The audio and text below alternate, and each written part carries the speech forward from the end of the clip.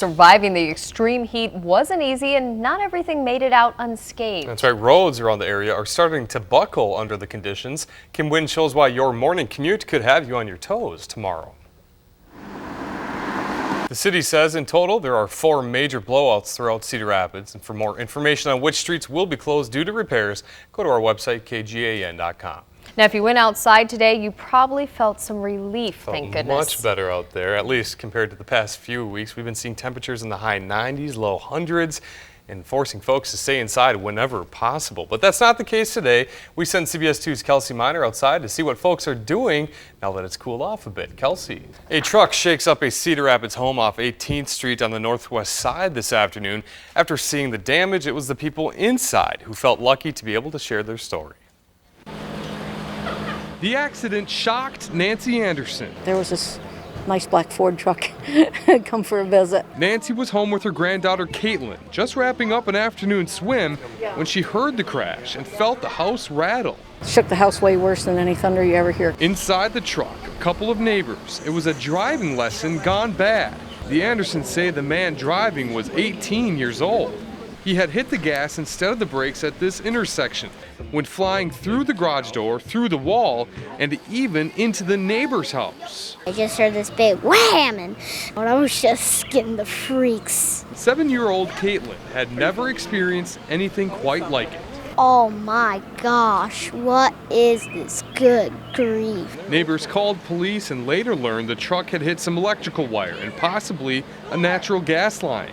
Curious bystanders were asked to stay a certain distance from the mess until it was safe. Everything's okay inside the house. After a surprise unlike any other, people were just glad everyone was okay. I didn't get hurt at all. We just thank God that it's not any worse than it is.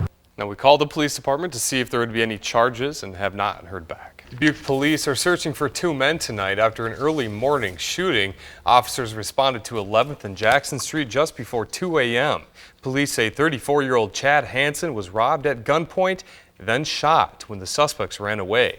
Hansen was treated at Mercy Hospital and released. No arrests have been made. Well, he died in a battle decades ago. But he's finally being laid to rest. Coming up, the Iowa native buried at Arlington National Cemetery tomorrow. Plus, Ernest Borgnine will look back at the life of the Oscar winner. It's still dry and could happen anywhere, so just take it careful. Yeah, any idea, even in the 10-day forecast, are we seeing any chance for rain?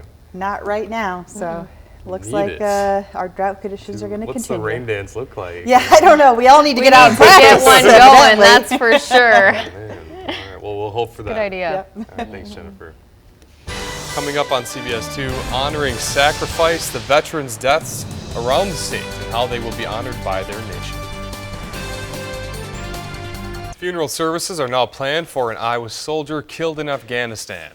25-year-old Army Sergeant James Scalberg was killed late last month when an explosive device went off near his vehicle. The service will be held at Bethlehem Lutheran Church in Emerson next Saturday at 10 a.m. Scalberg leaves behind a wife and son. Now, a CBS 2 News follow-up. An Army recruiter is relieved of his command. That's after exchanging explicit emails with a former school superintendent. The move comes after former Des Moines Superintendent Nancy Sebring was unsuccessful in blocking her emails from being released. 42-year-old Captain John Hintz is named as the man who received those emails and is now being investigated to see if he was using his military account at the time.